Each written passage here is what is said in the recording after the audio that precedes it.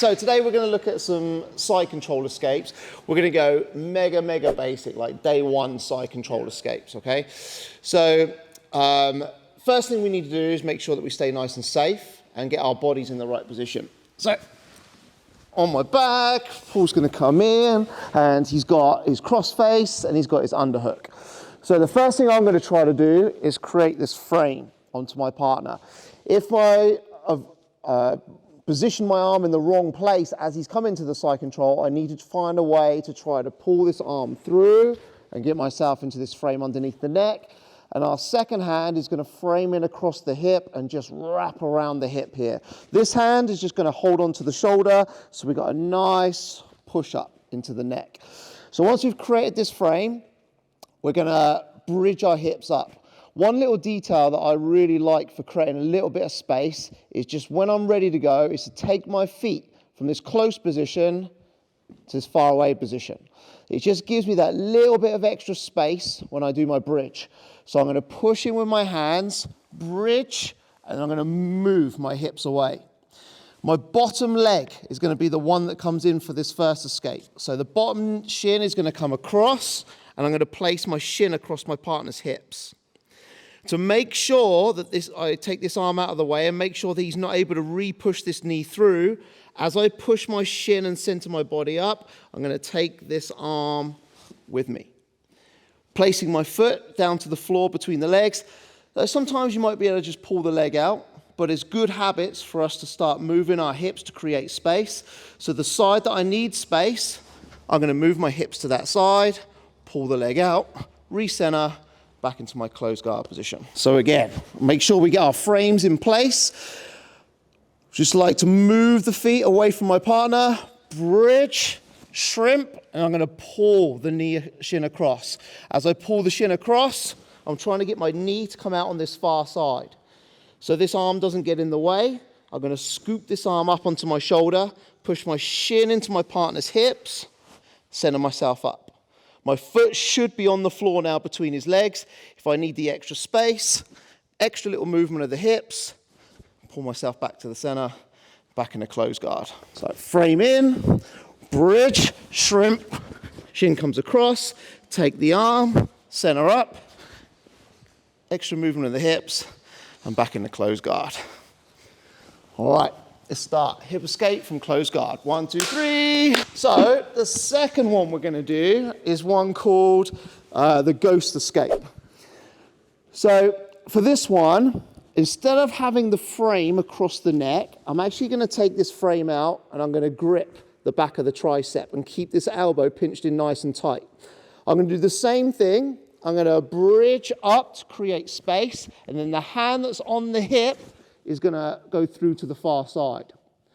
Now, he may or may not come back down, and if I can get this escape going on fast enough, I might still have a little bit of space, but if I have the space, great. Even if he comes back down at this point, I should be able to still like bump and take my head out the bottom. So I'm going to push, and as I come out, I'm going to spin myself up, and I'm going to come through into this front headlock position. So, a little bit faster. Instead of having this frame on the neck, which I might have started with, I'm going to bring it down, grab hold of the tricep. Bridge, hand goes to the far side, and then I'm going to spin myself out and up into this front headlock position here. If I can, I have one other nice little option from there.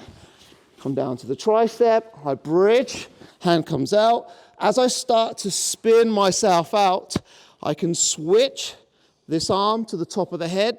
This one's going to push in, and we can walk in for a nice tight dash choke. Walk our feet towards our partner. Get a nice choke underneath too. So hand comes to the tricep, we bridge, hand goes to the far side. Spin the legs through.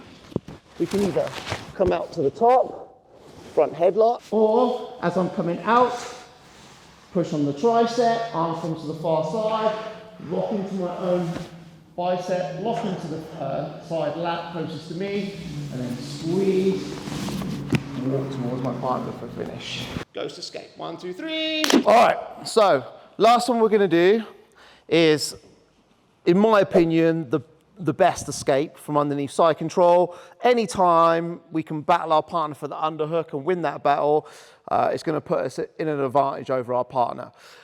So this is an escape which needs to be drilled and drilled and drilled, and often linked to other escapes. But we just show it as a single entity for now.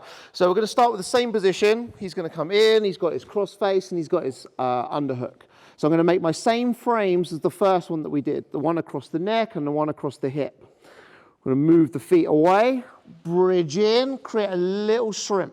Now there should be this little triangle of space just underneath his armpit here, where we're going to aim the neck arm to. So don't pull out and then try to put your elbow through first. Leave your elbow where it is, and we're going to make a circle with our hand. You see my elbow hasn't changed position, it's just my hand starting to go through. So once the hand is through, the whole arm is going to follow. Now the whole arm is going to follow through. I'm going to try to lift up and take my body down. So this leg is immediately available to me. So I'm going to scissor the legs and come up onto this single leg here. Jump up. Now, depending on the way that my partner reacts, if my partner is as Paul is right now, I'm going to just block that far side knee, and I'm going to push, push, push, drive my partner down and pull myself through to the top position. You come back up for me there, Paul? Yeah. Okay, if Paul takes this arm and he whizzes my arm here, what I can do is I can dive for that far leg and sweep. Okay, so again, the mechanics from the start. We're going to get our frame in, feet away, bridge, little shrimp, circle the arm through. We're going to lift, drive ourselves out as much as possible, spin in on this near side leg. Keep your head connected to the bottom of his ribs or on his hip so he's not able to easily turn in towards. Pop up to our knees, reach across to this far knee, tap it, and then we're going to drive, drive, drive, wrestle our partner down to the floor to take the top position. So one more time, bridge, shrimp, underhook, drive out, up onto the single leg, tap, drive our partner down.